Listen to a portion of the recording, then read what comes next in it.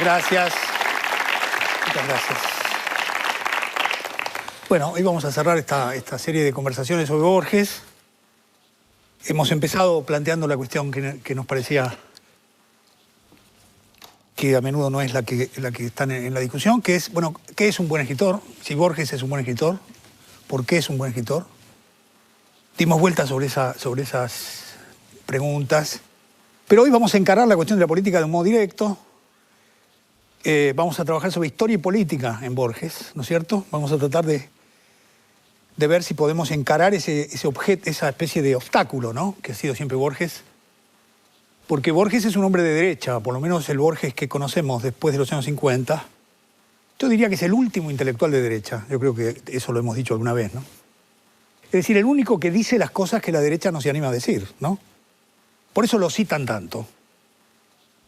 Porque él dice, bueno, sí, las cosas que dice, que son muchas veces irritantes, también tienen que ver con su manera de encarar una posición ética, ser capaz de estar en posiciones, digamos, no populares en el sentido más inmediato. Yo siempre recuerdo una vez, lo llamaron por teléfono, como decíamos, siempre, como estaba muy solo, siempre en general si era interesante aceptaba. Entonces era un homenaje a Dostoyevsky, que organizaba un instituto ruso-argentino, una cosa así, y entonces él fue, y era como una mesa redonda, y creo que estaba el embajador ruso. Y cuando llegó el momento de hablar, dijo, mira, como a mí Dostoyevsky no me gusta, voy a hablar de Dante. Y pum, dio una conferencia sobre Dante, ¿no? A mí siempre me pareció una lección eso. Él habla de lo que quiere él. Eso siempre hizo eso, ¿no? A cualquier lugar que lo llamaban, él decía lo que le parecía a él que tenía que decir. Lo mismo con las preguntas, ¿no? Le hacían preguntas y uno le decía, por ejemplo, Borges, ¿usted qué opina de, no sé, de la industria del cemento? Pongámosle que a alguien se le ocurra preguntarle eso porque hay una crisis. Ya Stevenson decía, alguien empezaba a hablar de Stevenson inmediatamente. De modo que ahí hay una ética de la palabra propia. Ninguna palabra es propia, pero sí hay una ética del momento de la enunciación, ¿no? ¿Verdad? Eso me parece que tiene mucho que ver con el modo en que él se distingue, digamos, de los otros intelectuales de derecha que son invisibles, ¿no? Porque siempre dicen una cosa distinta a lo que piensan. Por ejemplo, en 1960 dijo, nuestro país está en decadencia de la ley Peña, que es una idea que está en el aire en la Argentina de hoy. Lo que pasa es que nadie se anima a anunciarla, ¿no es cierto? Entonces dice, no, está en decadencia, cada uno tiene una teoría de la decadencia distinta. Pero él dice, efectivamente, dice él, es la ley Peña la que impidió que el Partido Conservador mantuviese una preeminencia política en la medida que el Partido Conservador expresaba a los sectores más concentrados de la economía y acá no hay un Partido Conservador que pueda ganar elecciones. Entonces ahí está todo el dilema, ¿no? También me acuerdo, para poner también una historia, ¿no? Juntamente con esta capacidad de decir ese tipo de cosas, también tenía, a diferencia de mucha gente que abunda actualmente en el campo político, cultural, era un hombre muy sobrio, ¿no es cierto? Muy austero. Entonces, Vargas Llosa lo fue a visitar una vez, a mitad de los años 80, ¿no es cierto? Ustedes pueden leer esto que les voy a contar en la entrevista que le hicieron a Vargas Llosa en Paris Review, en la revista Paris Review, que creo que está traducida. Es una entrevista a Vargas Llosa donde él, entre otras cosas, cuenta lo que le pasó con Borges y lo cuenta un poco, no diría preocupado, porque no creo que se preocupe Vargas Llosa, pero sí un poco inquieto, yo diría, ¿no? Lo fue a ver y yo ya les dije que con Borges uno inmediatamente se sentía cómodo y muchos amigos han metido la pata por eso, porque se sienten cómodos. Y entonces Vargas Llosa estaba hablando con él y le dijo, Borges, pero ¿cómo puede ser que usted viva en este departamento? Porque Borges efectivamente vivía en un departamento muy modesto, que algunos de nosotros conocemos, un departamento de 3 ambientes, donde había goteras. Entonces había una palangana y caía la gota. Y Borges estaba más tranquilo, tenía una piecita ahí, ¿no? Entonces Borges se levantó y le dijo, bueno, que le vaya muy bien, nosotros dice, los caballeros argentinos no hacemos alarde, le dijo. Entonces Vargas Llosa lo cuenta, ¿no? Y al día siguiente Borges decía, vino un peruano que debe trabajar en una inmobiliaria, porque quería que yo me mudara, dice. Entonces es un hombre de derecha, pero tiene un estilo. Entonces tenemos que respetarlo, ¿no? Porque no está mal que una persona diga lo que piensa, aunque no nos guste nada lo que dice, ¿no? Por otro lado, si nosotros miramos la cultura contemporánea y la literatura contemporánea, les voy a decir que nos vamos a llevar más de un problema, porque los mejores escritores del siglo XX eran todos medio parecidos a Borges, ¿no? Pound era uno, Céline, no les digo lo que era, Faulkner, no les quiero decir, Gombrowicz. Podríamos seguir haciendo la lista. Todos los escritores más interesantes tenían posiciones que uno podía entenderlas como posiciones aristocráticas anticapitalistas. ¿No es cierto? No eran liberales, digamos. ¿No es cierto? Lo que pasa es que en la Argentina, bueno, Sarmiento, ¿no? Es un problema Sarmiento. Las posiciones políticas de Sarmiento. ¿Qué hacemos con eso? Sarmiento es el mejor escritor argentino, es mejor que Borges, Sarmiento, en el sentido de que nosotros decíamos, Borges escribe 10 páginas y no va más allá de 10 páginas y tiene un estilo absolutamente extraordinario. En cambio, Sarmiento se ponía a escribir y era extraordinario lo que hacía espontáneamente. Nunca hubo un escritor igual a él, ¿no es cierto? Nunca hubo el dueño de la lengua era Sarmiento, ¿no es verdad? Entonces, el Facundo es un libro extraordinario. Ahora, que sobre ese libro se construyó el Estado argentino, es cierto. Pero ¿qué vamos a decir del libro? ¿Que no nos gusta porque no nos gustan las ideas de Sarmiento? Me parece que nos quedaría poca literatura para leer, ¿no? Con esto quiero decir que una cosa son los debates electorales, una cosa son las contradicciones que se dan en el mundo político, y otra cosa es cuáles son las contradicciones políticas que se dan en el campo de la cultura, y debemos respetar esa distinción. Entonces, en el caso de Borges tenemos que ver cómo actúan esas ideas en su ficción y en sus textos, porque sus opiniones valen porque las expresa muy bien, pero no valen más que la opinión de cualquier otro, ¿no es cierto? Eso también tiene que ver con que la cultura argentina es una cultura de izquierda, digamos. La cultura argentina, no quisiera generalizar demasiado, pero me da la sensación que la cultura argentina tiene un peso, la izquierda tiene un peso que no es el peso que tiene electoralmente la izquierda. Entonces cuesta mucho ser de derecha en la Argentina. ¿Cuál es el modelo de la cultura de izquierda en Argentina? Mafalda. ¿Vieron la chica de Quino? Yo creo que ese es el modelo de lo que es, digamos, el pensamiento más o menos progresista en la Argentina. Una chica que está contra la guerra, que está por la paz, que no quiere tomar la sopa, una serie de cosas. Entonces quiero decir que Borges es un inconveniente y al mismo tiempo es una posibilidad de discutir verdaderamente esta cuestión de qué modo vamos a ver las relaciones entre política y literatura, que cuando decimos política y literatura estamos diciendo posición del escritor en su texto. Lo llamamos política porque la política es una estrategia, una táctica. Usamos esa metáfora. Pero ustedes no se van a acordar nunca quién era el ministro del Interior en la época de Art. O quién era Vítolo mientras Borges estaba escribiendo, qué sé yo. No, ¿no es cierto? Hay una relación entre lo que es el mundo político y lo que es el desarrollo de la cultura que no tiene equivalencia, ¿no es cierto? No podemos. En el presente sí parece que es muy importante. Por lo tanto, tenemos que darle a eso, no una autonomía, porque no se trata de eso. Hay una política propia ahí. Pero debemos saber cómo la vamos a discutir, porque si no, sería fácil preguntarle a la gente qué piensa políticamente y entonces me gustan los textos de él si está de acuerdo conmigo y no me gusta si no está de acuerdo conmigo, que es bastante lo que pasa. Por otro lado, el otro problema que propone Borges es que hasta 1933 pensaba de otra manera, era irigoyenista. En el poema Fundación Mítica de Buenos Aires dice: el Corralón seguro ya opinaba Irigoyen. El Corralón es el conurbano del momento. El Corralón, era eso, el Corralón es donde nacieron los tangos, estaban los prostíbulos, llegaban el ganado que llegaba y llegaban también los carreros, ¿no? Era la zona de la periferia de la ciudad. El Corralón seguro ya opinaba Irigoyen, es decir, estaba ahí Irigoyen.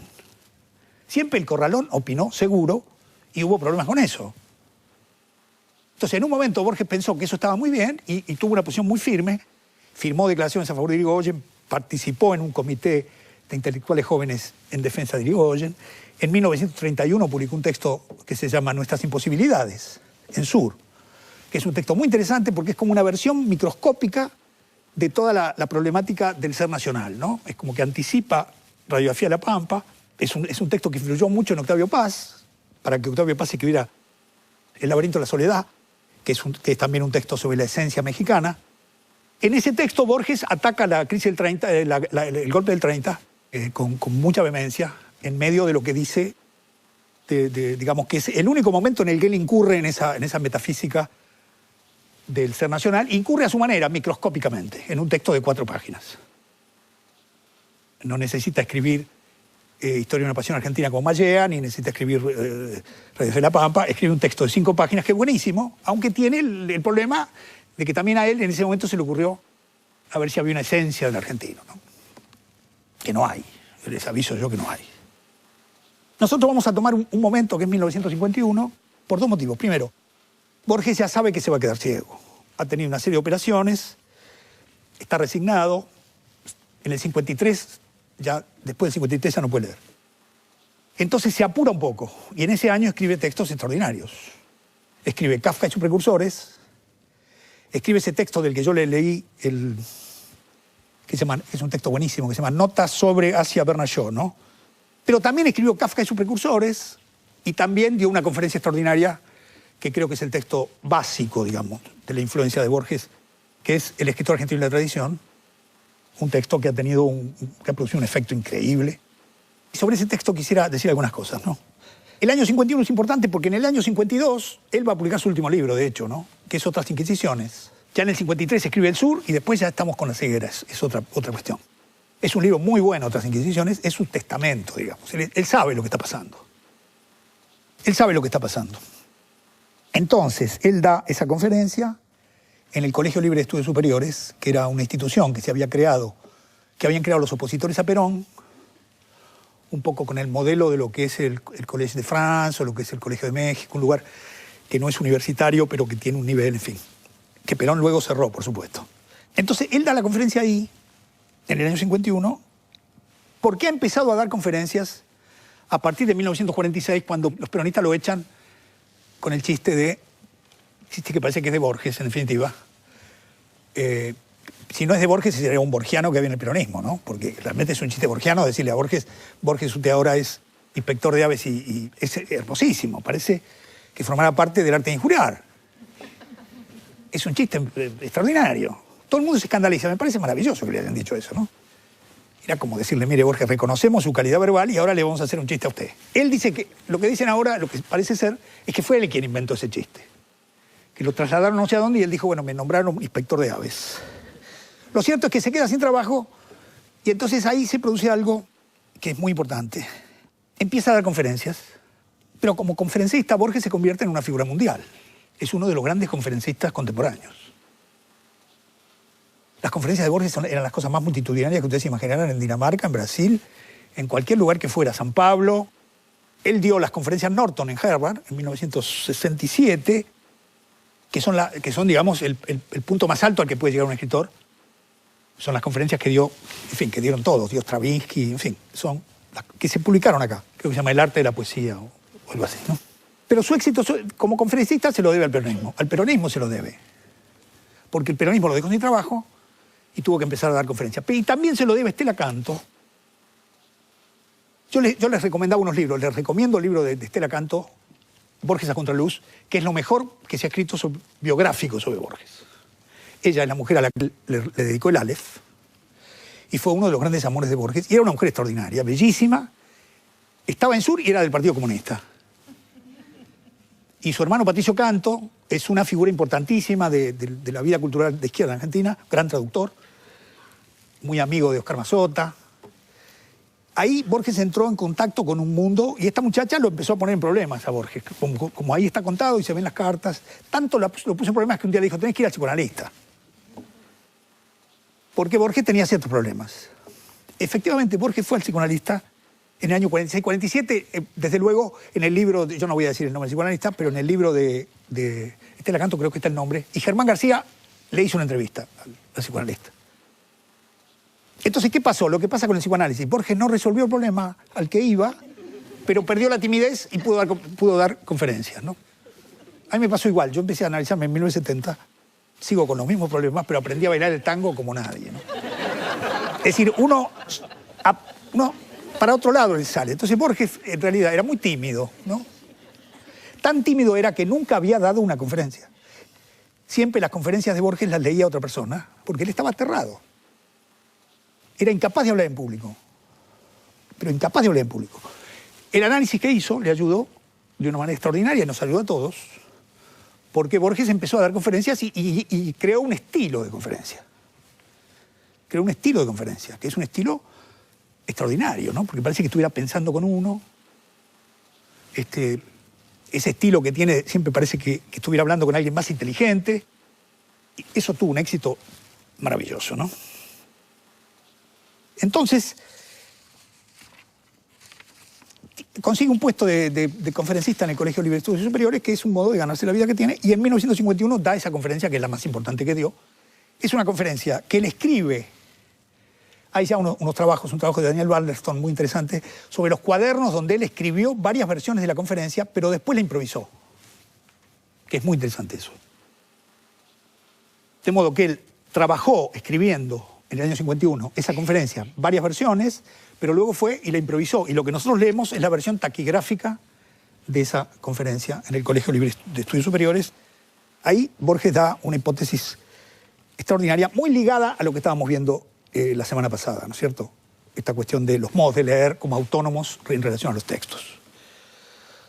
Porque la tesis central es que hay una serie de literaturas secundarias y desplazadas de las grandes corrientes europeas que tienen la posibilidad de un manejo irreverente de las tradiciones culturales, de las grandes tradiciones centrales, a las cuales no pertenecen. Y pone ahí a la cultura judía, a la tradición irlandesa y a la literatura argentina.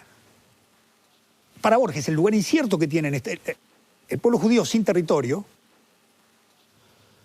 gran lector de la hermenéutica, ¿no es cierto?, y de la cábala, un pueblo nómade, que lee siempre fuera de su propia tradición, y su tradición es el libro. La cultura irlandesa es una cultura encapsulada dentro del imperio inglés, que ha perdido su lengua, que es el gaélico, y que lucha contra la tradición del país imperialista, desde adentro mismo de la cultura, ¿no es cierto?, y produce lo que Borges siempre dice, bueno, produce una cultura de Bernard Shaw, en fin, y produce a Joyce, que es de la tradición católica, por lo tanto también tiene una posición distinta respecto a lo que es la tradición central protestante, forma parte de una minoría católica, Joyce, ¿no es cierto? Y Joyce escribe sobre esto todo el tiempo, sobre Parnell, sobre la tradición, en fin. Entonces él ve en la tradición irlandesa, a la que admira muchísimo, como admira muchísimo a la tradición judía, a la tradición, digamos, de lectura judía, algo parecido a lo que pasa en Sudamérica, dice por primera vez. Está hablando de Sudamérica en la conferencia, que es muy raro.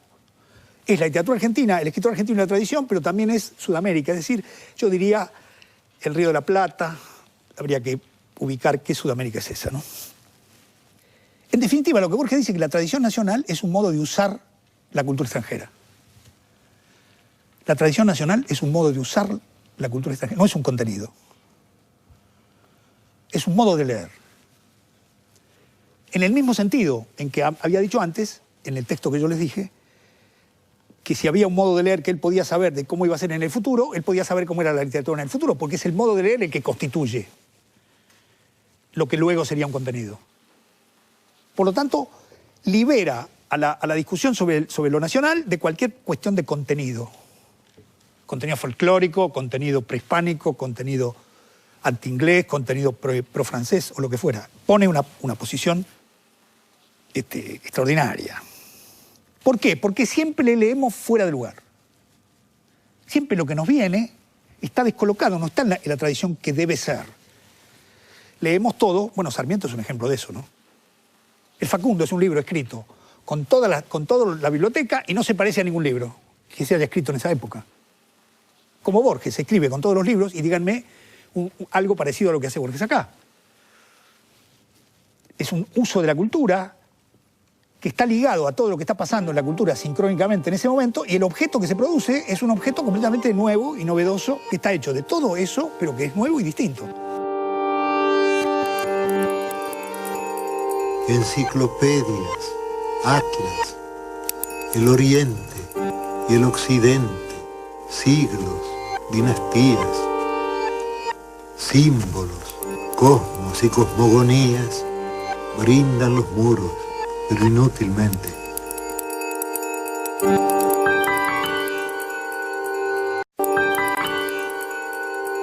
Entonces, estamos fuera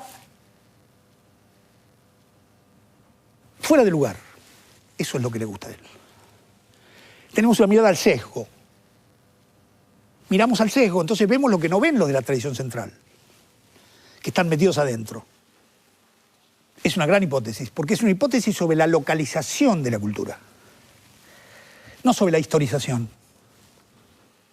Él cambia lo que había hecho con Pierre Menard Y lo que había hecho en esta cita de si yo pudiera leer la literatura del año 2000, es decir, que la literatura cambia con el tiempo, que la lectura y los usos de la cultura cambian con el tiempo, acá lo cambió y lo puso en el espacio. Lo que cambia es la colocación en el espacio, y según donde estoy en el espacio, estoy leyendo de otra manera. Extraordinario. Entonces, ¿qué tendríamos nosotros en común con la tradición judía y la tradición? Bueno, que estamos en un lugar completamente alejado de todo. ¿No es cierto? Que no tenemos tradición colonial, que tenemos una tradición colonial pobrísima, que no tenemos tradición prehispánica, que tenemos el desierto, y que es eso lo que nos pone en una posición que a él asimila con la tradición judía de la diáspora y la tradición irlandesa del sometimiento a la presencia del idioma inglés, del imperialismo inglés y de la resistencia que eso genera. El único punto, para empezar a pensar, el único punto que nosotros podríamos considerar ligado a su posición política es que él habla de la tradición occidental, que era la idea que manejaban los norteamericanos en la Guerra Fría para oponerse a los rusos, a la cultura soviética. O sea, Occidente era lo que había que contraponer al socialismo soviético.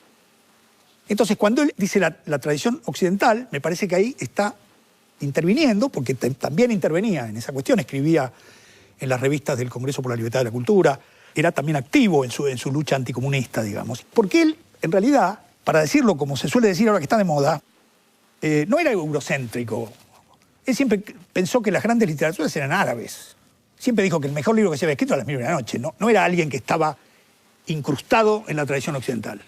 Fue un escritor que siempre se abrió a las literaturas que uno puede considerar literaturas menores, literaturas que están afuera de la tradición de la novela inglesa y todas esas cosas. Y dentro de las tradiciones occidentales siempre eligió escritores menores.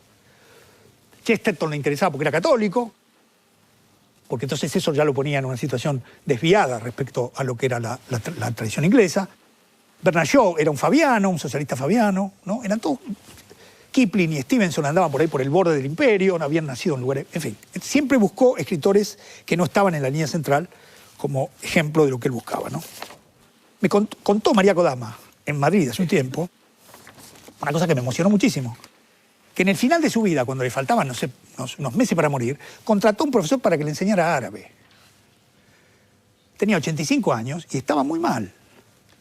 Con eso lo que quiero decir es que él no es un hombre cuya literatura puede entenderse, como se suele decir ahora, como una literatura muy, muy ligada a lo que podríamos llamar la tradición dominante, ¿no?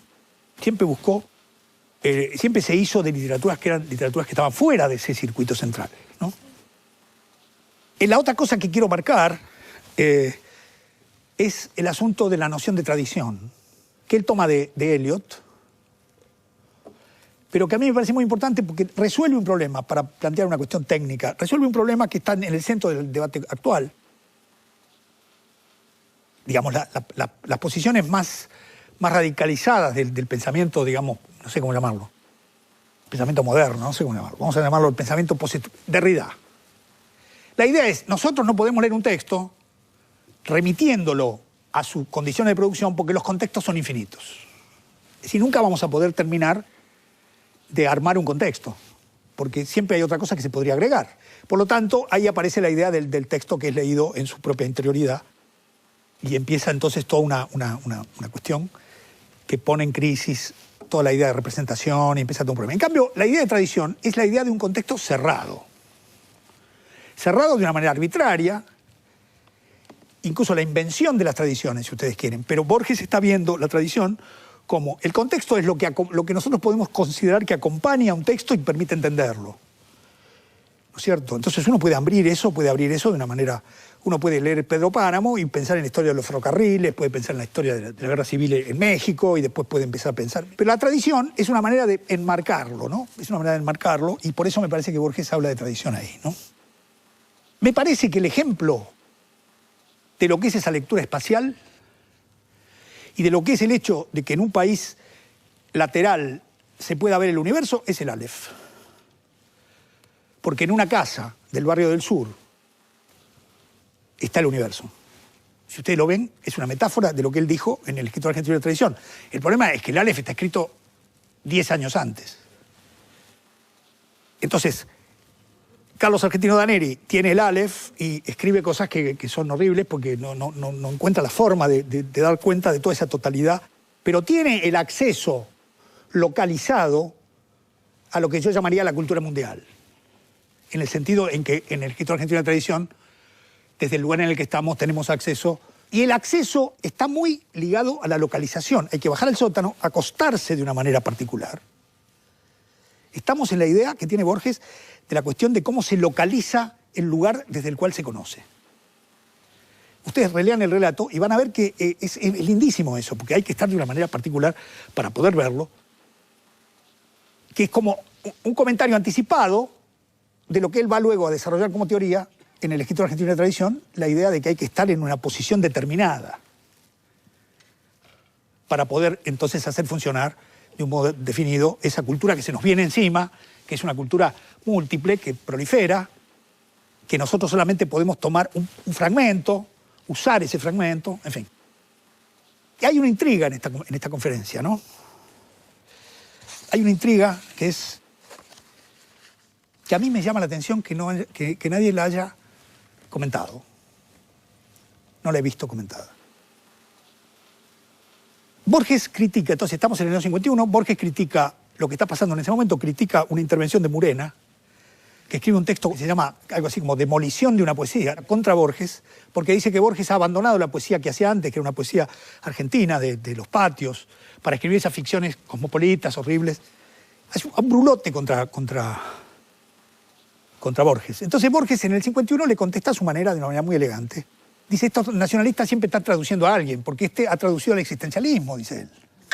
¿Qué clase de nacionalista es que me ataca a mí traduciendo? Dice, con su empaque oscuro, este señor no lo nombra. Hay uno que dice que con su empaque oscuro, porque ¿qué había pasado? Sartre había publicado en el 48 un ensayo, que es uno de los primeros ensayos de Tan Modern, que se llama La nacionalización de la literatura. Y entonces Murena se dio cuenta que había que nacionalizar la literatura, claro. Y con él la gente de Contorno, quiero decirles. Porque en ese momento la gente de Contorno y Murena estaban juntos y también ellos descubrieron la nacionalización de la literatura leyendo a Sartre. Lo hicieron mucho mejor que nadie. Pero hay que decir las cosas como son. Y Borges, con mucha elegancia, dice, no me gustan los nacionalistas que en realidad traducen teorías europeas. Perfecto, ¿no? Luego critica sus propios intentos de escribir con color local. Dice Borges, séame permitida una confesión, una mínima confidencia. Durante muchos años, en libro ahora felizmente olvidados, traté de redactar el sabor, la esencia de los barrios extremos de Buenos Aires. No prescindí de entonces se critica, dice, entonces no prescindí de palabras como patio, las palabras, no. Luego, hará un año, escribí una historia que se llama La muerte y la brújula, que es una suerte de pesadilla, una pesadilla en que figuran elementos de Buenos Aires deformados por el horror de la pesadilla.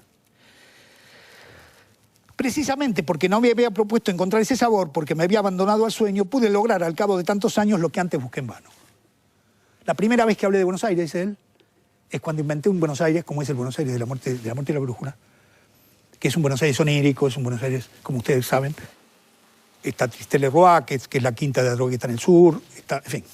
Pero lo que es notable acá es que dice, hará un año, y La muerte y la brújula es de 1942. Entonces, si lo hubiera escrito en 1950, sería lógico que él dijera hace un año. Acá hay un problema con la cronología, es un lapsus deliberado. Yo lo llamo un lapsus deliberado.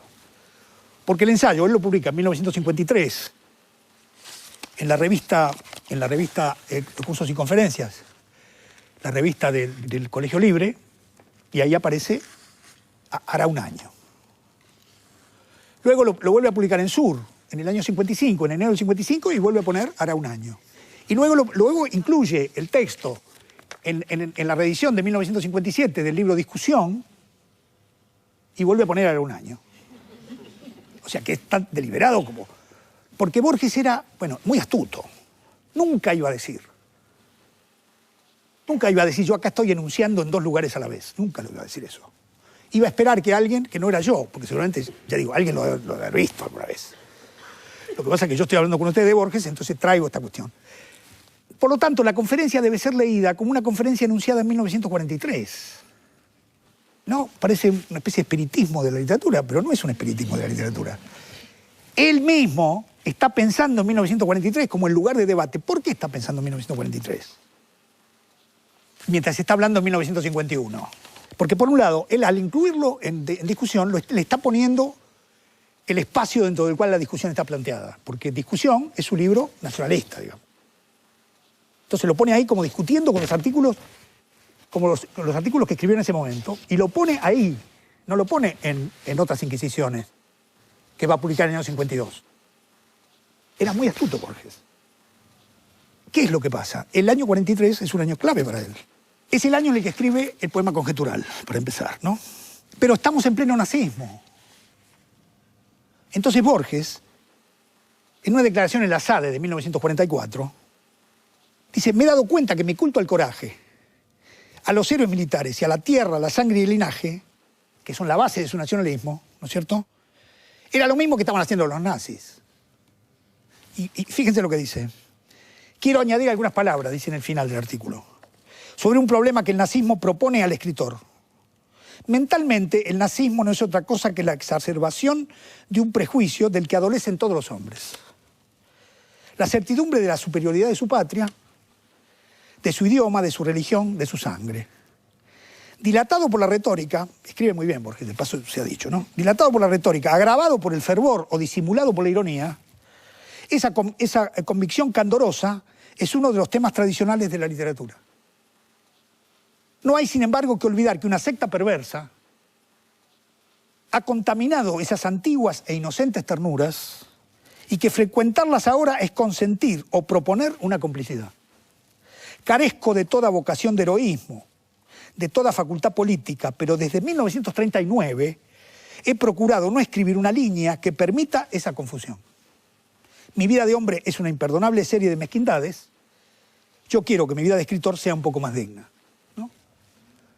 Entonces dice, si yo sigo en esa línea del nacionalismo, estoy haciendo lo que los nazis están llevando adelante de una manera... Era 1943, un año terrible, ¿no? Porque Hitler estaba dominando toda Europa en un momento... Bueno. Entonces, el efecto es escribir La Última Brújula, que es un texto sobre el antisemitismo. Como dice Borges, cita ahí a Ernest Palace, que es Ernesto Palacios, uno de los nacionalistas, que dice que se queja de un programa porque vieron que mataron a 3 personas en 3 meses. Dice, este programa tan frugal que necesitó 3 meses para matar 3 judíos. Se queja en el texto el nacionalista Ernest Palace, ¿no? Diciendo, pero ¿esto qué clase de programa es que necesitamos 3 meses para matar 3 judíos?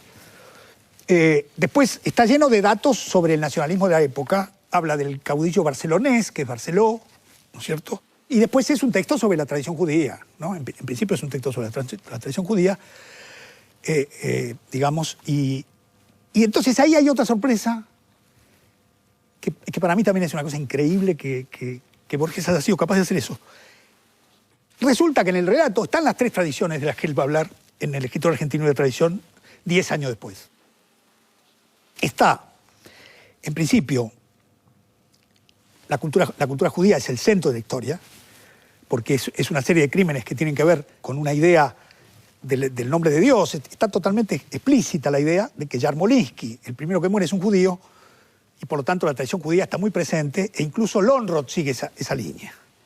Pero también está la tradición irlandesa, porque hay un personaje que se llama Finnegans, que tiene un bar en la Rue Toulon, ¿no es cierto?, donde se construye el crimen ficticio, digamos. Entonces, la tradición irlandesa arma esa especie de juego donde hacen aparecer que hay un tercer muerto, cuando en realidad es alguien disfrazado, que, como yo les decía, iban por las serpentinas muertas del alba, ¿no? Ahí es donde están las serpentinas muertas del alba. Y luego la tradición argentina es la del segundo crimen, porque Acevedo es el que inicia la malvada serie, digamos. Acevedo, por error, mata a Yarmolinsky, porque está tratando de robar unos rubíes, y aparece este hombre que en realidad es un rabino, es un intelectual judío, y él lo mata con el impulso argentino, como dice Borges, de dejarse llevar en principio por la acción, ¿no? Lo matan en lo que sería el tercer crimen, el segundo crimen. Esto sí se los voy a leer. El primer crimen es el de Yarmolinsky, el crimen del judío, y el segundo crimen es el crimen argentino, digamos, la tradición judía, la tradición argentina, la tradición irlandesa. El muerto ya había sido identificado. Era Simón Acevedo. Yo les dije lo que dice Borges del apellido Acevedo de su madre, ¿no? Dicen, eran de una ignorancia inconcebible. Todos los personajes bárbaros se llaman Acevedo. Acevedo Bandeira, el Acevedo este, ¿no es cierto? A todos les pone Acevedo de nombre.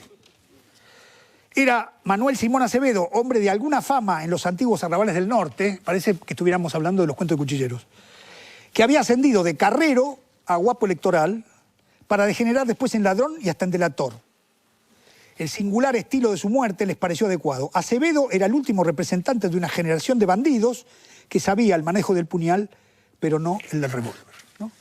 Entonces, uno ve en el texto, que es un texto muy ligado a qué quiere decir entender una situación, que aparecen las líneas, estas tres líneas, que él considera las líneas a partir de las cuales se puede entender una tradición, ¿no es cierto? Está la línea de la tradición judía, donde Scarlatti es también judío, digamos, en realidad el que construye toda la situación, el que digamos, construye esa suerte de laberinto malvado para atrapar ahí a Lönnrot, y Lönnrot va siguiendo todas estas interpretaciones y se pierde entre las tres interpretaciones, ¿no?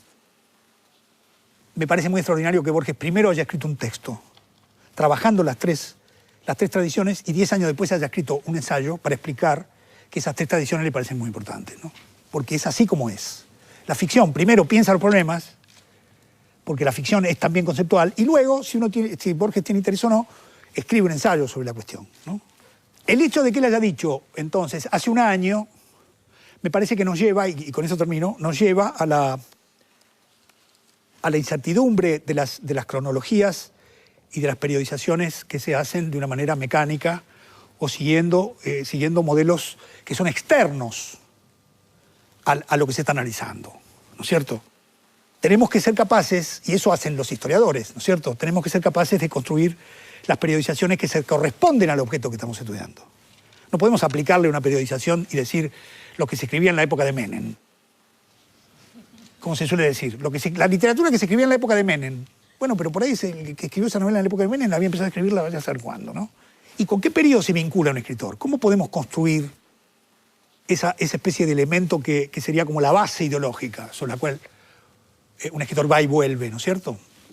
Me parece que hay que tratar de construir esa situación. Porque, como les dije yo también, el escritor no inventa la ideología, la encuentra hecha.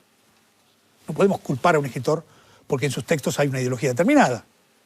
Porque los escritores no la inventan, la encuentran donde la encuentran. Y la encuentran en los debates de su momento, la encuentran en Borges está hablando aquí de los debates de los años 40 y de los años 30, ¿no es cierto? Termino con dos cuestiones. Scarlatti es el bárbaro que lee un libro para construir esa trama. A mí siempre me hace acordar al Joker, al guasón de Barton, en el Batman de Barton, ¿no?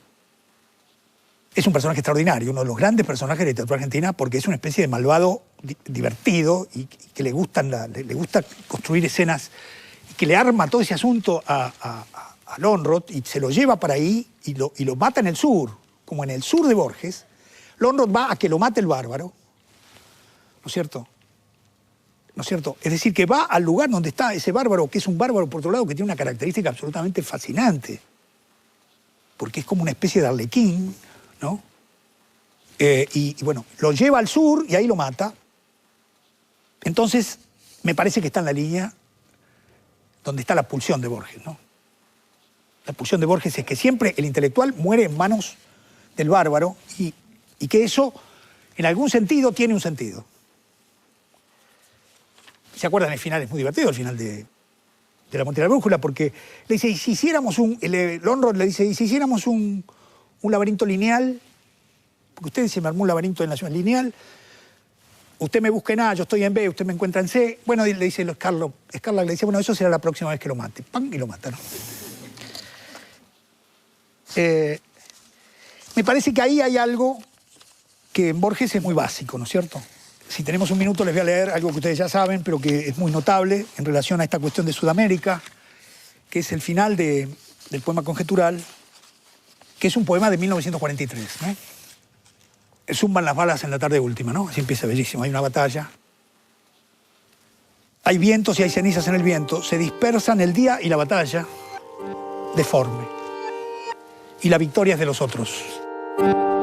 Yo que estudié las leyes y los cánones, Yo, Francisco Narciso de la Prida, cuya voz declaró la independencia de estas crueles provincias, derrotado, de sangre y de sudor, manchado el rostro, sin esperanza ni temor, perdido, huyo hacia el sur por arrabales últimos.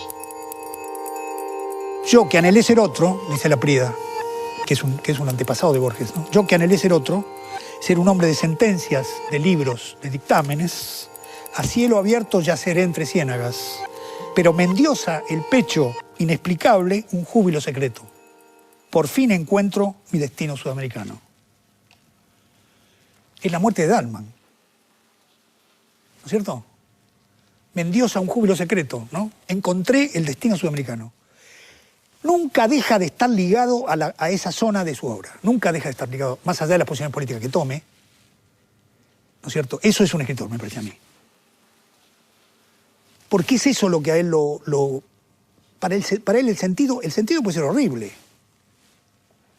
Pero eso es el sentido para él. Entonces, que él haya dicho sudamericano, hablando de los escritores de acá, en el escritor argentino de la tradición, y que haya aparecido la palabra sudamericano, que no es una palabra que Borges use, en el poema conjetural, que es del mismo año, 1943, de esa enunciación, me parece que es un elemento que debemos tener presente, ¿no? Y quería efectivamente terminar con la cuestión de La muerte y la brújula, que me parece que es una gran ficcionalización de la ciudad de Buenos Aires. No es la ciudad orillera del hombre de esquina rosada, ¿no? Se transforma en una ciudad abstracta.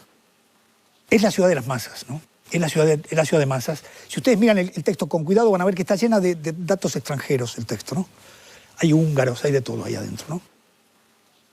Es la ciudad de la inmigración, la ciudad contra la que Borges construyó ese mundo de la ciudad criolla, ¿no? ¿Verdad? Él prefería esos guapos que están todos antes del 1900, es decir, que están antes de la inmigración. En eso es como Lugones. Y en eso, les voy a decir, es como Jauretche también. Porque yo me acuerdo, Jauretche, escribiendo contra Beatriz Guido, en el medio pelo, le hacía notar que ella en realidad era Guido. La descartaba porque no era Guido, era Guido. Pese a que el padre de Beatriz Guido es un gran arquitecto que recuperó la tradición americana y que Jauretche tendría que haber tenido más respeto y no hacerse el estanciero de Entre Ríos, ¿no? Como Borges, ¿no es cierto? ¿Por qué tiene que decirle a una escritora que su apellido es italiano? Es lo que hace Borges todo el tiempo, pero claro, y lo que hacía Lugones. ¿Por qué? Porque los italianos y los españoles y los polacos eran la clase obrera nueva. Eso era lo que pasaba. Entonces Borges no pone nunca un relato más allá de 1900 porque no quiere contaminar. Cuando construye una ciudad irreal, paranoica, en la que está lleno de extranjeros el asunto, y me parece que eso es muy importante, ¿no?